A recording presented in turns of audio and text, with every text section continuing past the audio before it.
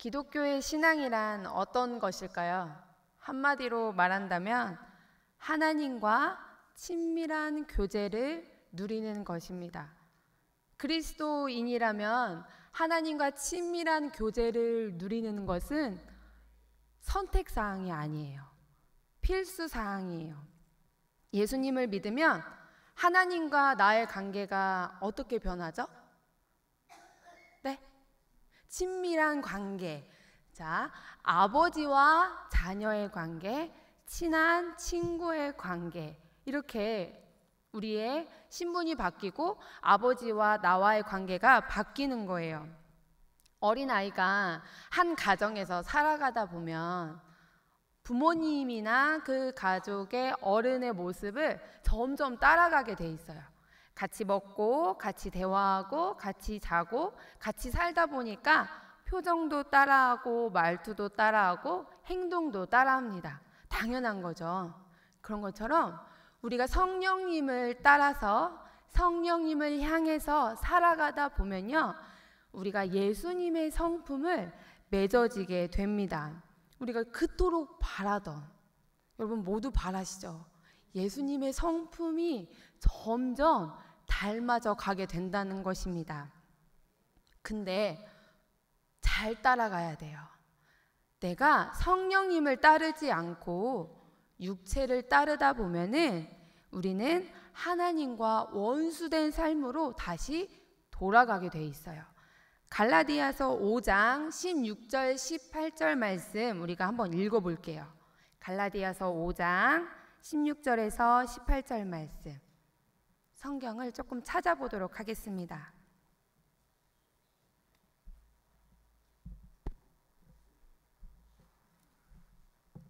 갈라디아서 5장 16절에서 18절 말씀이요.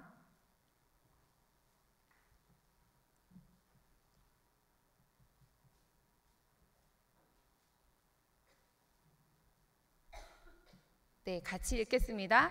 내가 이르노니 너희는 성령을 따라 행하라. 그리하면 육체의 욕심을 이루지 아니하리라.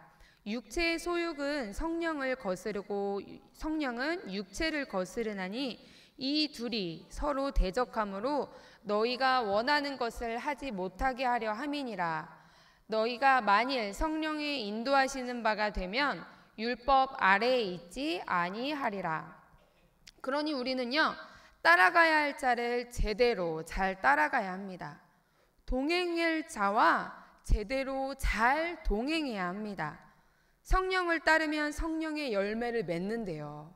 그런데 육체를 따르면 성령을 거슬러 대적하는 자가 된다는 거예요. 이 말씀이요, 예수님을 믿지 않는 사람에게 하신 말씀일까요? 아니요. 네, 맞아요. 바로 우리에게 하시는 말씀이에요. 그래서 우리가 잘 들어야 되는 거죠. 갈라디아서 3장 2절에서 3절 말씀 한번 볼게요.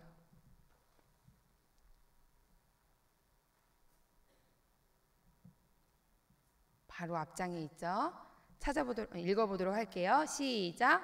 내가 너희에게 다만 이것을 알려하노니 너희가 성령을 받는 것이 율법의 행위로냐 혹은 듣고 믿음이로냐.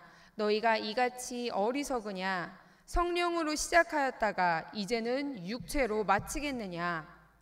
우리의 구원, 우리의 새로운 삶이 어떻게 시작되었대요?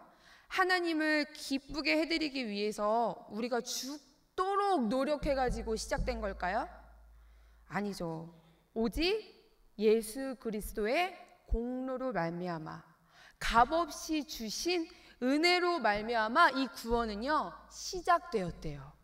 그런데 이 시작된, 하나님이 시작된 일을요, 뭐래요? 방금 말씀에 자신의 힘으로 성취하려고 한다는 거예요. 구원은 시작이 되었다고 생각해서 출발했는데 다시 내 힘으로 해내려고 한다는 거예요. 누구를 예를 들 것도 없어요. 바로 제가 그랬거든요. 저는요, 예수님을 믿고 나서 이렇게 생각했어요. 난 예수님을 믿어. 회개도 했고 생각도 말투도 행동도 참 많이 바뀌었어. 그래, 난 구원 받았어. 그리고 나서 여기서 멈춰버린 거예요. 되려 퇴보했어요. 어떻게 됐냐면요, 다시 내 힘을 써가면서 성령의 열매를 맺으려고 애를 썼어요. 저 자신을 자책하면서 나는 왜 이렇게 말씀대로 사라지지 않지? 괴로웠어요. 혹시 여러분들도 그러시나요? 요한복음 8장 32절 뭐죠? 진리가 너희를 자유케 하리라. 여러분, 진리가 여러분을 자유케 합니까? 말씀이 여러분을 자유케 하나요? 아니면 매이게 하나요? 말씀을 보면 힘들고 괴롭고 죄책감만 혹시 느껴지진 않습니까? 고린도후서 5장 17절에 뭐라고 하죠? 그런즉 누구든지 그리스도 안에 있으면 새로운 피조물이라. 이전 것은 지나갔으니 보라 새 것이 되었도다. 네, 새로운 피조물이래요. 이전 것이요 지나갔대요. 나는 새로운 존재가 됐대요. 근데요, 이 말씀이요, 아니 이전 것은 지나갔다고 하는데 왜 난 자꾸 죄에 매여 사는 거야? 이렇게 늘 궁금했어요. 그냥 사랑하는 것도 힘든데 원수를 사랑하래요. 여러분 잘 되십니까? 이 말씀이요, 내 힘으로 노력한다고 절대 되어지지 않았습니다. 결국 한계에 부딪혀서 넘어지고 이렇게 하나님한테 말했어요. 하나님, 당신은 도대체 어디 계시나요? 날 사랑하신다면서요. 날 구원하셨다면서요. 왜 이 말씀은 나에게 매임으로만 다가오나요? 왜 날 고아처럼 버려두고 혼자 잘 해봐, 해내 라고 말씀하시는 것만 느껴지죠? 라고 질문했어요. 그리고 이렇게 결론이 났어요. 따라해 볼까요? 나는 노답, 주님 정답. 무슨 말이냐면 나한텐 답이 없다는 거예요. 내가 아무리 애쓰고 노력한다고 한들 내 힘으로 결코 말씀대로 사라지지 않는다는 거예요. 내 이름으로 결코 성령의 열매를 맺을 수 없다는 거예요. 그러니까 노력하지 마세요. 애쓰지 마세요. 성령이 내 안에 임하시고 그 주님과 친밀하게 동행하면요, 저절로 맺어지는 거예요. 저절로 주님을 닮아가는 거예요. 내 삶에 여러분이 그렇게 생각하셨다면 우리의 삶에 빠진 그 한 가지, 구원의 확신, 그 이후의 다음 발걸음, 그것은 바로 친밀한 동행함이 없었다는 거예요. 우리가 이 시간 중요하게 다룰 부분은 바로 이 주님과 함께 그것도 친밀하게 동행해야 한다는 것입니다. 우리의 다음 단계는 친밀한 동행이라는 거예요. 마음에 염려와 근심이 가득합니까? 미움과 원망이 일어납니까? 욕심과 정욕에 사로잡혔습니까?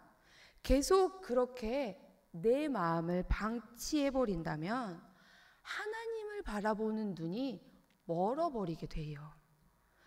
마음을 마귀에게 내어주면 바로 죄의 종노릇을 한다는 것을 명심하시기를 바랍니다. 호세아 6장 6절 말씀을 보면요, 하나님이 이렇게 말씀하세요. 나는 인애를 원하고 제사를 원하지 않아. 나는 번제를 원하는 게 아니라 하나님을 알기를 원해 라고 말씀하세요. 더 이상 보여지는 형식, 행위, 내 힘으로 하려는 것이 아니라요, 하나님을 의지하시길 바래요. 정말 그게 잘 안 되죠. 그래서 자꾸 말씀하시는 거예요. 수고하고 무거운 짐진 자들아, 이제 다 내려놓고 제발 좀 이제 내게 와라. 이제 제발 좀 나에게 맡겨 라고 말씀하시는 거예요. 내가 뭔가를 해내야 한다. 내가 그걸 해야만 하나님이 기뻐하신다 라는 이 의무감은요, 하나님과의 친밀감을 방해하는 방해물이에요. 그저 아버지와 딸처럼, 친한 친구처럼 간절히 바라보며 하나님만 찾는 순수하고 단순한 어린아이 같은 그 마음을 원하십니다. 매일의 삶 속에서 그냥 하루하루, 가정에서, 직장에서, 사람들을 만나는 만남 속에서 주님과 함께 동행하며 살기를 원하십니다. 그럼 열매가 저절로 맺어집니다. 고난도 기쁨도 주님과 함께함을 믿기에 두렵지도 않고요, 염려가 떠나가고요, 그리고 자랑하지도 않습니다. 한 친밀감이 빠져버린 부부의 이야기를 들려드릴게요. 23년 동안 남편과 함께 살아온 아내가 이혼을 결심하고 이렇게 이야기했습니다. 저는 오랜 기간의 결혼 생활을 이제는 청산하려고 합니다. 남편은 괜찮은 사람입니다. 과묵하고 신실하고 가끔 작은 어려움이 있긴 있었지만 큰 어려움은 없었어요. 그런데 남편은 자꾸 저에게 자신의 있는 모습 그대로를 보여주지 않았어요. 마음에 큰 벽을 쌓고 있어서 그와 함께 있으면 때로 숨이 막혀버리기도 해요. 남편과 함께 계속 살아야 할 이유를 도무지 찾을 수가 없습니다. 이제 그와 함께 살기를 포기하려 합니다. 친밀감이 사라진 이 부부, 함께 살고 있다고 해도요, 광야 같은 삶을 살고 있는 거예요. 이 이야기 속의 남편은 그럼 왜 아내에게 자신을 다 보여주지 않았을까요? 높은 방어명을 왜 아내에게마저 쌓였을까요? 아마 이 남편은요, 아내에게 자신의 연약한 모습을 조금이라도 보여주면 저 각시가 나를 업신여기면 어떡하지? 날 나약한 남편이라고 깔보면 어쩌지? 이런 두려움 때문에 늘 아내에게 일정한 간격과 거리를 두면서 살았을 것입니다. 이런 남편의 방어벽 때문에 아내는 떠날 준비를 한 것입니다. 남편의 삶에 도저히 끼어들 공간이 없다라고 생각하면서 말해요. 이처럼 친밀감은요, 부부에게 너무나도 중요한 것입니다. 그럼 신앙은 어떨까요? 아버지와 내 관계에 친밀함이 빠져버리면 마치 하나님이 어색하고 예수님이 낯설고 건조한 사막을 걷는 것과 같을 것입니다. 누가복음 15장에 여러분들이 너무 잘 알고 있는 돌아온 탕자 이야기가 있습니다. 탕자는요, 아버지의 빚을 재산을 다 탕진하고 돌아왔어요. 그래서 우리는 그 둘째 아들이 아버지에게 구원을 입어야 한다라고 생각하죠. 근데 오늘 저는 그 큰아들에게 집중해 보려고 합니다. 아버지와 늘 함께 있었고 아버지의 일을 도와했던 그 큰아들에 대해서도 구원이 필요하다라는 것을 이야기하려고 합니다. 아마 늘 나랑 같이 있어서 내 마음을 누구보다 잘 알고 있을 거라고 생각했던 큰아들이 갑자기 내 마음을 전혀 모르는 채로 행동을 하니까 이런 말 있죠. 속 터져 죽겠네. 아마 주님 마음이 그러셨을 것 같아요. 누가복음 15장 28절 한번 찾아볼게요. 자, 누가복음 15장 28절 이하 말씀입니다.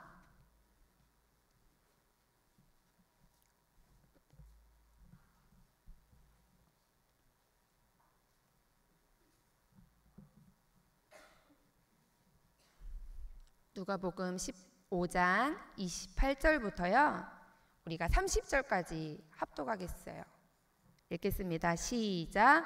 그가 노하여 들어가고자 하지 아니하거늘 아버지가 나와서 권하되 아버지께 대답하여 이르되 내가 여러 해 아버지를 섬겨 명을 어김없이 내게는 염소 새끼라도 주어 나와 내 벗으로 즐기게 하신 일이 없더니 아버지의 살림을 창녀들과 함께 삼켜버린 이 아들이 돌아오매 이를 위하여 살찐 송아지를 잡으셨나이다. 큰아들이 이렇게 대답하는 거예요. 항상 나와 함께 있던 큰아들이 되려 주님의 마음을 몰라주고 이렇게 대답한 거예요. 그랬더니 31절에 아버지가 뭐라고 대답하죠? 함께 읽어볼게요. 32절까지 시작.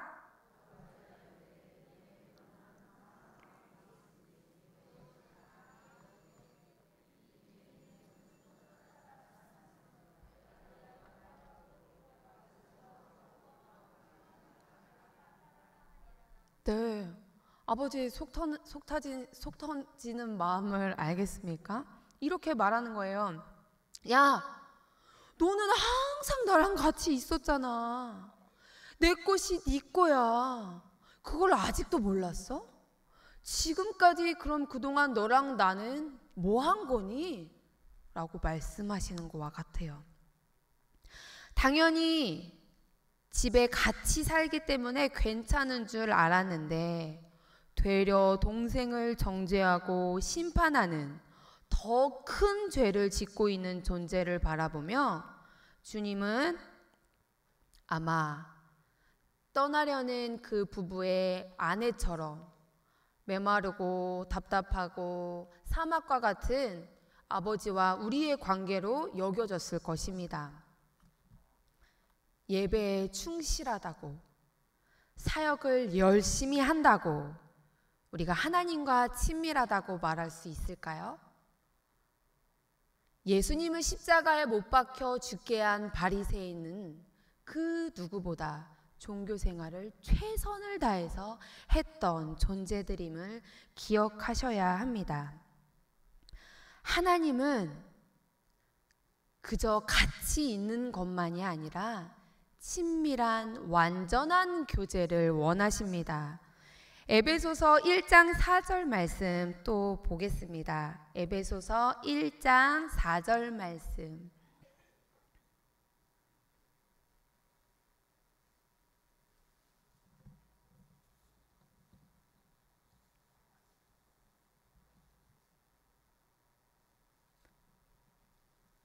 시작.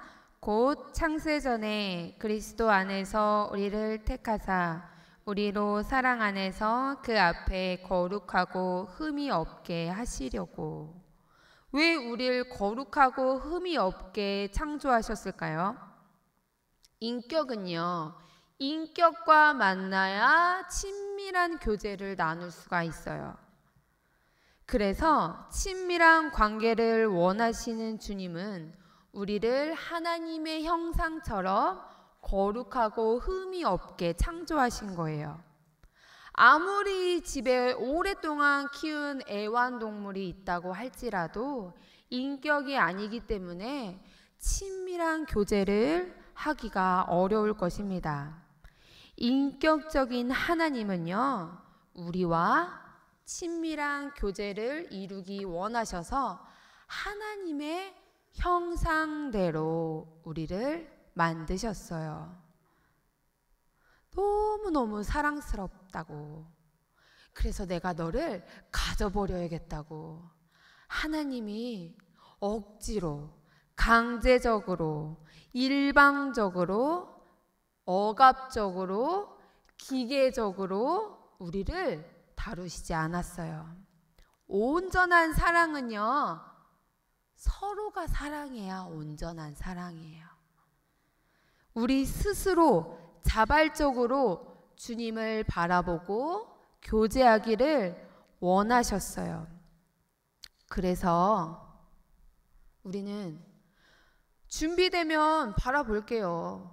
내가 멋지게 변해서 하나님이 기뻐하시는 존재가 되도록 내가 애써 볼게요 라며 나 혼자 해보려고 아등바등 하면서 뭔가 특별하고 대단할 때만 하나님이 필요한 줄 아는데, 주님은 매일의 삶 속에서 친밀한 자발적으로 우리가 원하는 교제를 이루기를 원하신다는 거예요. 그래서 내 연약함을 다 아시는 아버지에게요, 못 볼 꼴이 없는 거예요. 못 보일 꼴이. 오히려 친할수록 속상함도 연약함도 공유하는 거예요. 자존심을 부릴 상대가 아니고 두려운 상대도 아니고 그저 내 있는 모습 그대로 다 받아주시는 그 유일한 한 분 하나님께 기꺼이 겁 없이 친밀하게 다가오길 원하신다는 거예요. 에녹이 드디어 본문 말씀입니다. 에녹이 창세기 5장에 어떻게 살다가 어떻게 되었대요? 굳이 보지 않아도 알죠? 하나님과 동행하다가 어디로 갔어요? 천국에 갔어요. 여러분, 에녹이 여기 보니까 말씀을 보니까 창세기 5장 우리가 읽은 말씀을 보니까요, 얼마나 살았대요? 365년을 살았대요. 진짜 오래 살았죠. 근데 이건 오래 산 것도 아니에요. 왜냐면 에녹의 아버지인 야렛은 962세를 살았고 에녹 아들인 무두셀라는 969살까지 살았어요. 그렇게 따지고 보니까 그 사이에 낀 에녹은요, 고작 반년도 이 땅에서 못 산 거랑 똑같은 거예요. 그죠? 그 일평생의 반절도 못 살고 하나님 품으로 슝 가버렸어요. 그렇게 될까봐, 나도 반절밖에 못 살고 갈까봐 하나님과 동행하는 게 꺼려지십니까? 아니면 반대로 나도 주님과 친밀하게 동행하다가 얼른 주님 얼굴 보고 싶다, 그렇게 생각하십니까? 하나님과 친밀하게 지내는 것이 행복하다는 사실을 깨닫는다면요, 여러분은 이 땅에서 천국을 맛보고 사는 것과 같습니다. 근데 이 땅에서 천국의 삶은 늘 방해꾼이 있어요. 한계가 있어요. 천국에서 우리를 끄집어내려고 네가 주인이야 라고 거짓말해서 착각하게 만들고요, 과거의 죄에 매이게 만들고요, 삶의 문제에 넘어지게 만들고 수많은 좌절과 유혹들로 우겨쌈을 당합니다. 그렇기 때문에 우리는 죄의 문제를 끝내시고 승리하고 이뤄내신 하나님을 믿음으로 날마다 바라보면서 동행해야 하는 것입니다. 그래서 동행이란 아까 말씀드린 것처럼 길을 그저 가는 것이 아니라 친밀함이 필요하다는 거예요. 에녹이 하나님과 동행했다는 것은 조금 더 실제적으로 말한다면 친밀하게 대화하고 걷고 같이 생각을 나누고 경청하고 그러다가 둘도 없는 사이가 되어버려서 눈빛만 보고도 알아버린 정도로 친한 사이, 누가 뭐라 해도 절대 의심하지 않는, 믿어주는, 흔들리지 않는 굳건히 친밀한 관계가 바로 에녹과 하나님의 관계였을 것입니다. 친밀하면요, 그래서 외도하지 않아요. 우리는 신앙의 외도를 조심해야 합니다.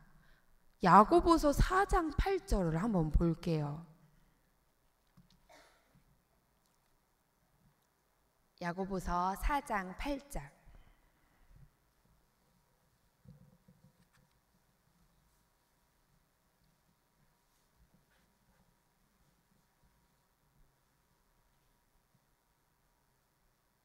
야고보서 4장 8절 읽겠습니다.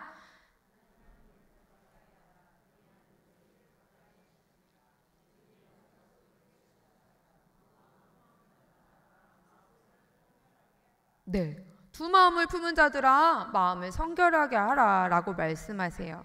요즘 말로 하면 한번 나한테 마음 줬으면 바람 피우지 마 라고 말씀하시는 거예요. 영적인 바람을 피우지 말라는 거예요.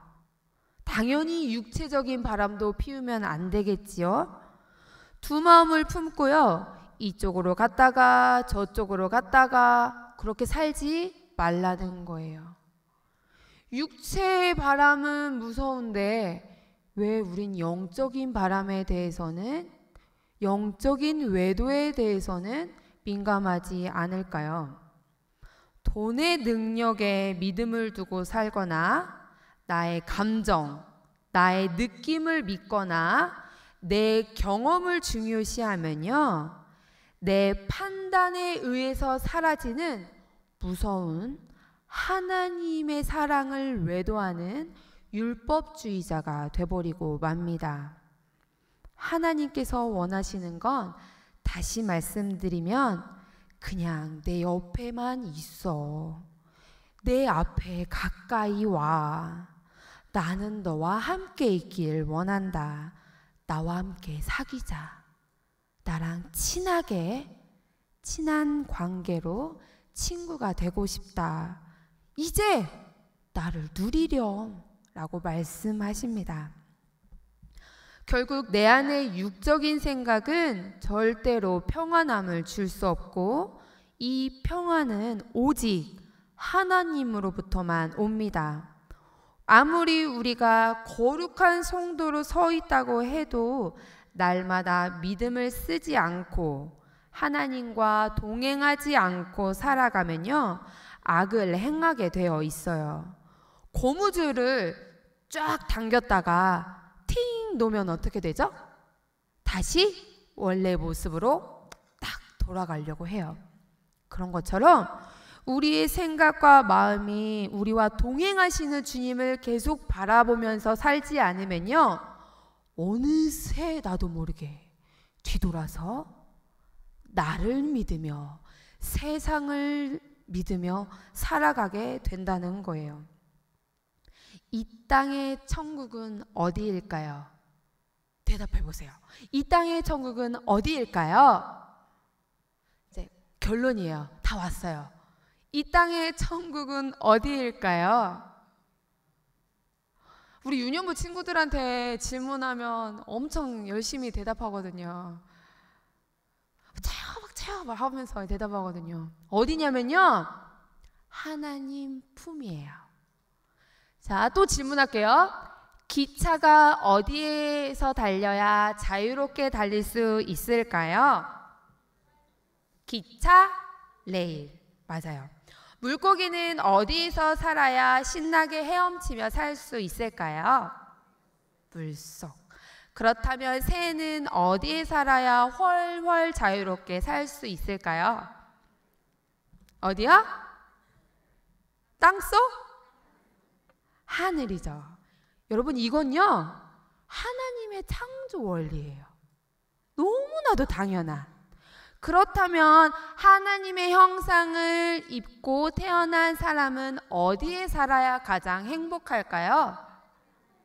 우리 유년부 선생님들, 어디일까요? 맞아요.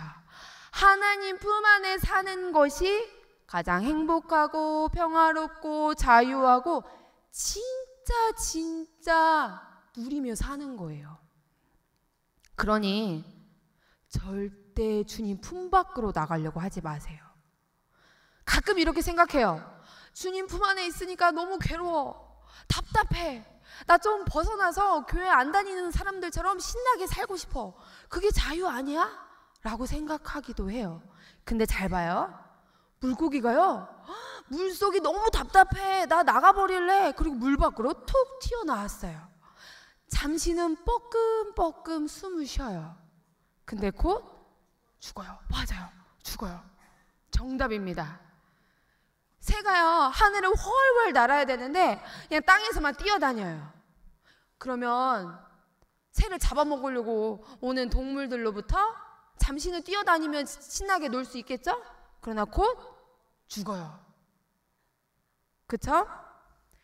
땅 속에 심겨져 있어야 하는 나무 뿌리가 답답해서 튀어나왔어요. 잠시는 잎사귀가 마르지 않아요. 푸릇푸릇해요. 그쵸? 잠시는. 그래서 자기가 살아있는 줄 알고 착각할 수도 있어요.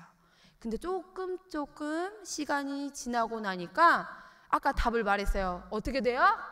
죽어요. 하나님 품 밖이 자유할 거라고, 잠깐은 내 힘대로 사는 게 좋다고, 내 힘과 노력을 다해서 살면 더 편한 줄 알고 살다가 어느새 뒤돌아버리면 내가 멸망의 길로 가고 있다는 것을 알게 될 것입니다. 너무 쉽고 단순한 이 진리, 주님 품에, 동행하시는 주님 품에 늘 거하고 친밀한 동행을 하시는 우리 성광교회 성도님들이 되시기를 소망합니다.